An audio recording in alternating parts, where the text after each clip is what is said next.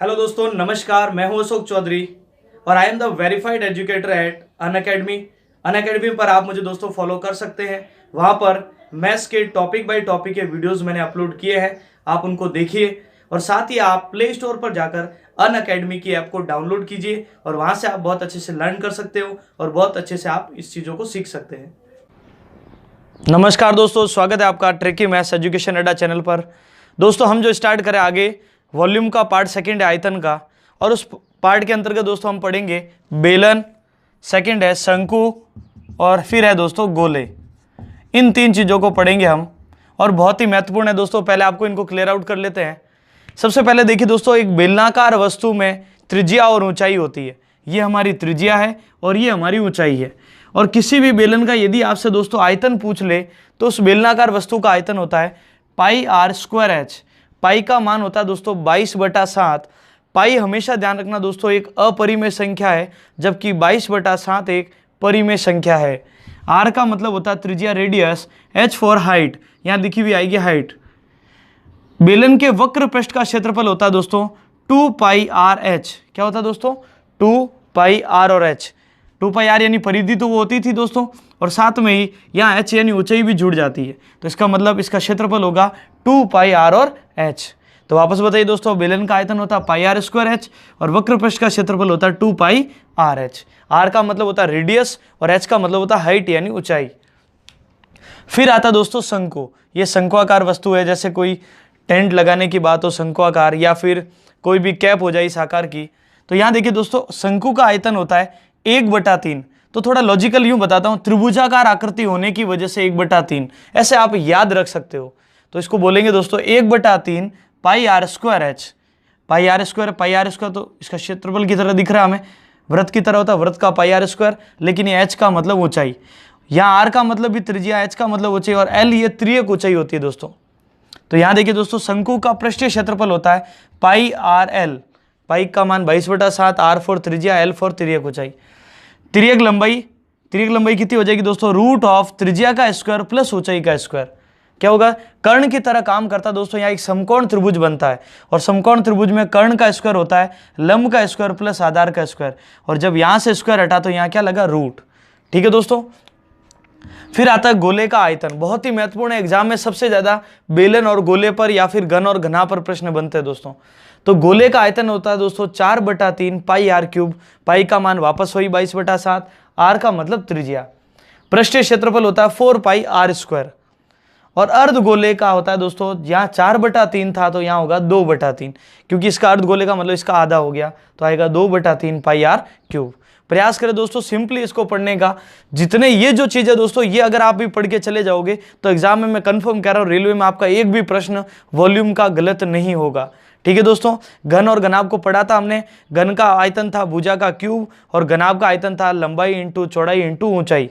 और घन का पृष्ठीय क्षेत्रफल था 6 भुजा स्क्वायर और घनाभ का था 2 इंटू लंबाई चौड़ाई, चौड़ाई ऊंचाई और ऊंचाई लंबाई। ठीक है दोस्तों, इनके ऊपर फोकस करके हमें इनको क्लियर आउट करना है। चलिए दोस्तों आगे बढ़ाते हैं, इनके ऊपर प्रश्न कैसे बनते हैं। प्रश्न लिखता हूं दोस्तों आपके सामने, इन सब के ऊपर हम एक एक दो प्रश्न करेंगे। सुनिए दोस्तों, प्रश्न कैसे बनेगा। एक बेलनाकार वस्तु की त्रिज्या 7 मीटर तथा ऊंचाई, एक बेलनाकार वस्तु की त्रिज्या 7 मीटर तथा इसकी ऊंचाई 6 मीटर है, तो इसका आयतन कितना होगा? यह प्रश्न दोस्तों हमारे पास, तो इसका आयतन कितना होगा। तो यहाँ देखिए दोस्तों, डायग्राम बनाते हैं इसका अच्छा सा। ये हमारे पास बेलनाकार वस्तु है, इसकी त्रिज्या है 7 मीटर और इसकी ऊंचाई है 6 मीटर, और हमें बोला गया है इसका आयतन कितना होगा। तो दोस्तों बेलन का आयतन होता है volume is equal to pi R square H. Pi का मान दोस्तों होता है 22/7, आर फॉर रेडियस 7 × 7 × 6। तो यहाँ देखिए दोस्तों, क्लियर आउट कर लेते हैं। 7 से 7 तो 22 × 42, 7 × 42 होता है। गुणा करेंगे 22 दूना 44, 4 22 × 4 88 और 4 92, 924 घन मीटर। तो ये थोड़ा विशेष ध्यान रखें दोस्तों, घन मीटर। और घन मीटर में आयतन हमेशा घन मीटर में होता है और क्षेत्रफल हमेशा वर्ग मीटर में होता है। ठीक है दोस्तों, चलिए आगे बढ़ते हैं। और अगर दोस्तों यही आकृति हमारे पास है और मैं आपसे बोल दूं इसका आयतन पता नहीं करना दोस्तों, इसकी वैल्यू थोड़ी मैं चेंज कर देता हूं। इसकी ऊंचाई मान लीजिए 4 मीटर है और अगर आपसे पूछ ले दोस्तों इसका वक्र पृष्ठ का क्षेत्रफल ज्ञात करें, वक्र पृष्ठ का क्षेत्रफल ज्ञात करें, तो वो हमें ज्ञात करके बताना दोस्तों वो आंसर कितना बनेगा। तो वक्र पृष्ठ का क्षेत्रफल ज्ञात करने के लिए दोस्तों बेलन का वक्र पृष्ठ होता है 2 पाई आर एच, 2 पाई आर और एच। 2 पाई का मान वापस 22/7, आर कितनी रखे दोस्तों, आर देखो यहाँ लिखी हुई है 7 मीटर और ऊंचाई अभी हमने जो चेंज की है वो है 4 मीटर। तो यहाँ देखिए 7 से 7 कैंसिल, 22 × 2 44, 44 × 4 करेंगे 176 वर्ग मीटर। तो ये थोड़ा विशेष ध्यान रखना दोस्तों, हमारा जो आयतन होगा वो तो होगा दोस्तों घन मीटर में और हमारा जो वक्र पृष्ठ का क्षेत्रफल होगा वो हमेशा वर्ग मीटर में, क्योंकि आयतन हमेशा घन मीटर में होता है और क्षेत्रफल हमेशा वर्ग मीटर में होता है। चलिए दोस्तों आगे बढ़ते हैं। आगे का प्रश्न इस प्रकार है दोस्तों हमारा, एक बेलन का वक्र पृष्ठ का क्षेत्रफल, वक्र पृष्ठ का क्षेत्रफल, एक बेलन का वक्र पृष्ठ का क्षेत्रफल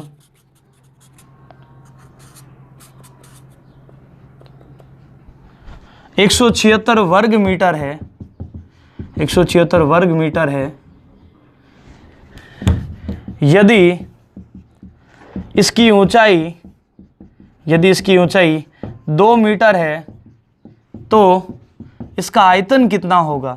और ऐसे क्रॉस क्वेश्चन एग्जाम में ज़्यादा पूछे जाते हैं दोस्तों, आयतन ज्ञात करें, यानी वक्र पृष्ठ देकर आयतन पूछा जा सकता है या फिर हमें आयतन देकर वक्र पृष्ठ पूछा जा सकता है। तो कैसे पता करेंगे दोस्तों, पता करने के लिए देखिए यहाँ पर क्षेत्रफल बराबर होता है 2 पाई आर एच। क्षेत्रफल की जगह हम यहाँ रखते हैं दोस्तों, कितना रखेंगे 176, पाई का मान वही दोस्तों 22/7, आर हमें क्लियर करनी है और हमारी जो ऊंचाई है वो 2 है। तो यहाँ देखिए दोस्तों इसको कैसे सॉल्व करेंगे, तो जब आप देखिए दोस्तों 22 × 2 44, 44 × 2 88, 176 बराबर 88 × r बटे में 7, 88/7 उधर जाकर 7/88। तो जब आप इसका भाग दोगे 2 बार तो यहाँ से त्रिज्या बनी दोस्तों 14 मीटर और हमें ये जो त्रिज्या मिली है दोस्तों ये हमारा आयतन पता करेगी। और आयतन होता दोस्तों, जब आप बेलन का वापस आयतन पता करेंगे दोस्तों तो वो बनेगा हमारा पाई आर स्क्वायर एच, 22/7, 14 × 14 और ऊंचाई हमारी 2 थी, 7 से ये 2 बार 22 × 14 × 2 28 × 2 तो 616 का दुगुना करेंगे तो आंसर आ जाएगा दोस्तों 1232 घन मीटर। तो ये आंसर बनेगा दोस्तों हमारा। तो कहने का मतलब ये है, यहाँ से हमने पहले रेडियस पता की कितने मीटर की आई 14 और ये रखकर हमने क्या पता कर लिया, आयतन। ठीक है दोस्तों, चलिए आगे बढ़ते हैं। अगला प्रश्न बहुत ही महत्वपूर्ण है दोस्तों, बहुत सारे एग्जाम्स में प्रश्न बन चुका है तो हमें उसको क्लियर आउट करना जरूरी है। चलिए दोस्तों अगला प्रश्न किस प्रकार है,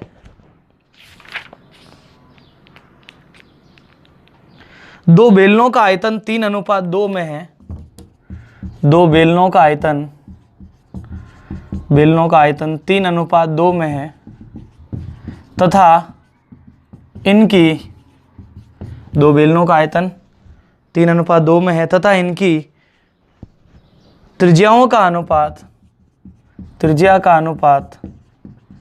2:1 है। तो इनकी ऊंचाइयों का अनुपात ज्ञात करो, ऊंचाइयों का अनुपात ज्ञात करो। बहुत ही शानदार प्रश्न है दोस्तों, एग्जाम में ऐसे प्रश्न बहुत बार पूछे जाते हैं, या फिर त्रिज्या देकर आयतन पूछा जाएगा, आयतन देकर ऊंचाइयां पूछी जाएगी, क्रॉस क्वेश्चंस पूछे जाते हैं। तो सबसे पहले देखिए दोस्तों इसको सॉल्व कैसे करना है। यहाँ देखिए दोस्तों आयतन वॉल्यूम 1 बटा वॉल्यूम 2 2 पाई r1 h1 पाई r स्क्वायर, r1 का स्क्वायर h1 और पाई r2 का स्क्वायर h2। अब मैंने ऐसा क्यों लिखा वो सुनो दोस्तों। वॉल्यूम 1 का मतलब पहला आयतन, वॉल्यूम 2 का मतलब दूसरा आयतन, R1 का मतलब पहली त्रिज्या, R2 का मतलब दूसरी त्रिज्या, H का मतलब पहली ऊंचाई और H2 का मतलब दूसरी ऊंचाई। और स्क्वायर क्यों किया? क्योंकि बेलन का आयतन होता है पाई R स्क्वायर H। अब पाई का मान तो फिक्स रहता है, पाई तो कैंसिल हो जाएगा दोस्तों, कोई मतलब ही नहीं है। वॉल्यूम को देखिए, 3 का स्क्वायर करेंगे, यहाँ तो ऑलरेडी आयतन दे रखा है, तो ये तो हो गया 3 और ये हो गया 2। R1 का स्क्वायर, तो यहाँ देखिए इसका 2 का स्क्वायर, R2 का स्क्वायर यानी 1 का स्क्वायर, और H1 इंटू H2, तो 3/2। तो इसको सॉल्व करेंगे दोस्तों। जब आप इसको सॉल्व करेंगे तो आपका आंसर आएगा दोस्तों 2 का स्क्वायर 4, 1 का स्क्वायर 1, H1 इंटू H2। अब यहाँ देखिए दोस्तों, ये 4/1 इधर आके क्या बनेगा? 1/4, तो H1/H2 बनेगा 3/2 इंटू 1/4। तो हमारा आंसर बनेगा दोस्तों 3/8, यानी इनकी जो ऊंचाइयों का अनुपात होगा वो क्या होगा दोस्तों? 3:8। बहुत ही अच्छा प्रश्न है दोस्तों। पाई से पाई कैंसिल हो जाएगा। त्रिज्या दी हुई है तो ऊंचाई बता सकते हैं, और ऊंचाई दी हुई है तो त्रिज्या बता सकते हैं।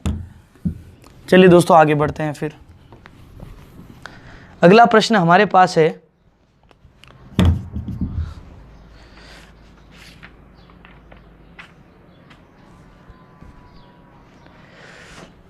एक शंकु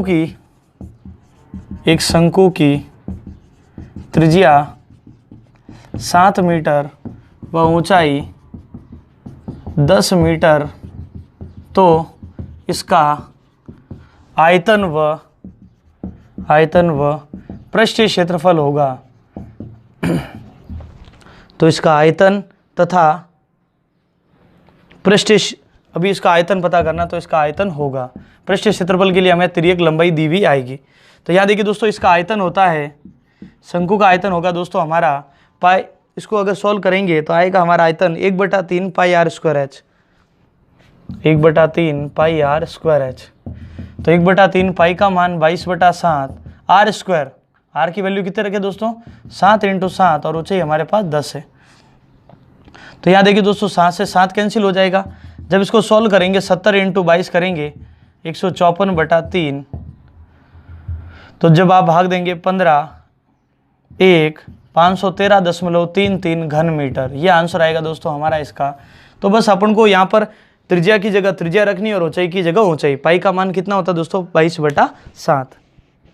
ठीक है दोस्तों, चलिए आगे बढ़ते हैं। अब देखिए दोस्तों, आगे जो आपको तिर्यक लंबाई के ऊपर आधारित प्रश्न है वो कैसे सॉल्व करना, देखिए। एक शंकु की त्रिज्या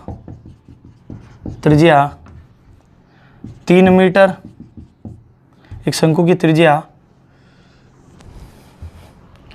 3 मीटर व ऊंचाई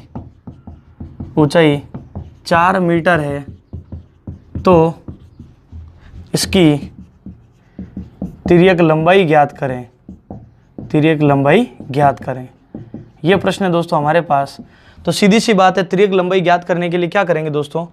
तिर्यक लंबाई फॉर एल के लिए होता है √ऑफ त्रिज्या का स्क्वायर प्लस ऊंचाई का स्क्वायर, क्योंकि यहाँ समकोण त्रिभुज बनता है।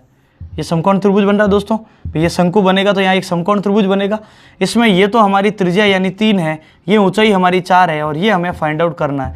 और यहाँ पाइथागोरस प्रमेय काम आती है, जो कहती है कर्ण का स्क्वायर बराबर लंब का स्क्वायर प्लस आधार का स्क्वायर।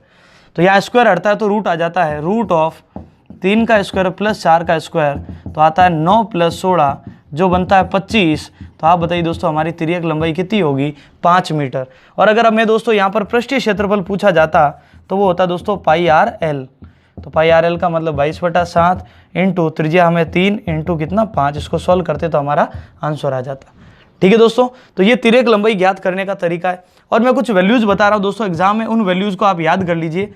3 4 5 6 8 10 12 16 20 8 15 17 20 21 29 और 5 12 13, ये कुछ वैल्यूज अगर आप कॉपी में लिख लोगे दोस्तों, कहीं भी आप नहीं अटकोगे, हमेशा एग्जाम्स में इन्हीं के ऊपर प्रश्न बनता है। ठीक है दोस्तों, चलिए आगे। अब गोले के ऊपर प्रश्न बता देता हूं आपको किस प्रकार के प्रश्न देखने को मिलेंगे।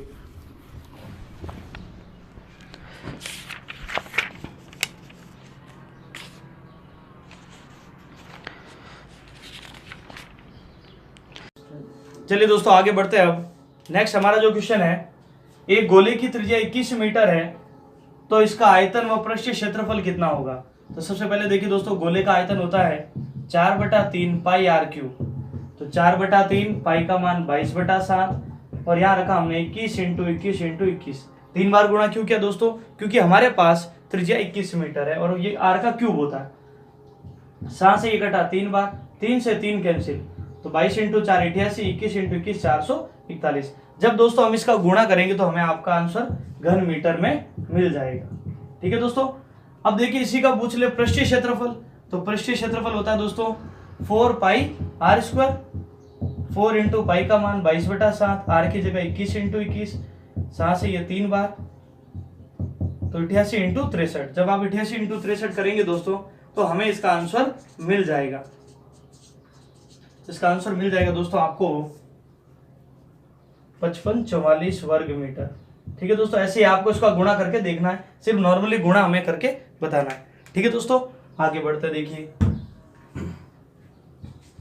अगला प्रश्न इस प्रकार है दोस्तों,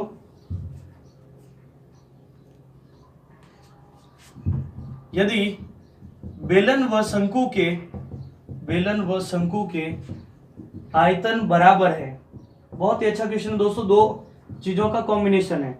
बेलन व शंकु के आयतन क्या है, बराबर है। यदि इनके आधार की त्रिज्याओं का अनुपात, यदि त्रिज्या का अनुपात 2:1 है तो ऊंचाई का क्या अनुपात होगा, ऊंचाई का अनुपात होगा। बहुत ही अच्छा क्वेश्चन है दोस्तों। ये खास बात यह है क्योंकि इसमें दो क्वेश्चन का कॉम्बिनेशन हो जाता है। वापस सुनिए, बेलन और शंकु के आयतन बराबर है। एक तो बेलन है और एक शंकु है, इनके आयतन बराबर है। यदि इनकी त्रिज्याओं का अनुपात 2:1 है तो इनकी ऊंचाइयों का क्या अनुपात। तो यहाँ देखिए दोस्तों, ये हमारा बेलन है और ये हमारा शंकु है। इन दोनों के आयतन होते हैं, बेलन का आयतन होता है दोस्तों पाई आर स्क्वायर एच और इसका होता है 1/3 पाई आर स्क्वायर एच। और मैंने थोड़ी ट्रिक बताई थी, 1/3 क्यों आता है, क्योंकि त्रिभुजाकार थोड़ा लगता है, इस वजह से होता है दोस्तों। ठीक है, और यहाँ देखिए ये दोनों आयतन बराबर है तो यहाँ क्या करना दोस्तों, पाई से तो पाई कैंसिल हो जाएगा। इसको R1, इसको H1, इसको R2, इसको H2 जरूर लिखे, क्योंकि R का मतलब तो सेम त्रिज्या हो जाएगा। तो यहाँ देखिए दोस्तों, पाई से पाई कैंसिल हो गया। अब यहाँ वैल्यू रखते हैं हम R1 का स्क्वायर यानी पहली त्रिज्या यानी 2 का स्क्वायर इंटू H1 और बटे में R2 का स्क्वायर यानी 1 का स्क्वायर इंटू H2 और यहाँ 1/3 भूले नहीं दोस्तों। तो यहाँ देखिए तो जब इसको सोल्व करेंगे 2 का स्क्वायर आएगा 4 इंटू H1 बटे में 1 इंटू H2 बटे में 3 ऊपर चला जाएगा दोस्तों, तो आएगा 12 इंटू H1 बटा 1 इंटू H2। और हमेशा ध्यान रखना दोस्तों, जब अनुपात ये गुणे में तो एक दूसरे के विपरीत होंगे, तो H1 अनुपात H2 होगा 1:12। तो ये हमारा आंसर आएगा दोस्तों इनकी ऊंचाइयों का अनुपात। बहुत ही अच्छा प्रश्न है दोस्तों। ऐसे ही एक और प्रश्न मैं आपको कराता हूं। अगला प्रश्न इस प्रकार है, एक गोले के पृष्ठ क्षेत्रफलों का अनुपात, गोले के पृष्ठीय क्षेत्रफलों का अनुपात, क्षेत्रफल का अनुपात 2:1 है तो इनके पृष्ठीय क्षेत्रफलों का अनुपात 2:1 है तो आयतनों का क्या अनुपात होगा, आयतनों का अनुपात होगा। बहुत ही शानदार क्वेश्चन है दोस्तों। तो इनके आयतनों का क्या अनुपात होगा। तो यहाँ देखिए दोस्तों, ये फर्स्ट गोला है और ये सेकंड गोला है। इनके पृष्ठीय क्षेत्रफल बराबर है 4 पाई R1 4 पाई R2। 4 पाई R स्क्वायर होता है, इसके ऊपर स्क्वायर लगाना ना भूले। अब यहाँ देखिए दोस्तों, होगा क्या, हमारी खास बात क्या है दोस्तों।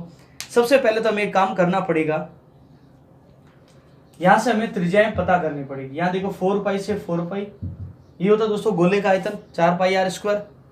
और हमें देखिए R1 का स्क्वायर, R1 का जब आप स्क्वायर करोगे दोस्तों तो आएगा, पृष्ठीय क्षेत्रफल दे रखा है दोस्तों हमें, तो जब यहाँ देखिए ये दे रखा हमें 2:1।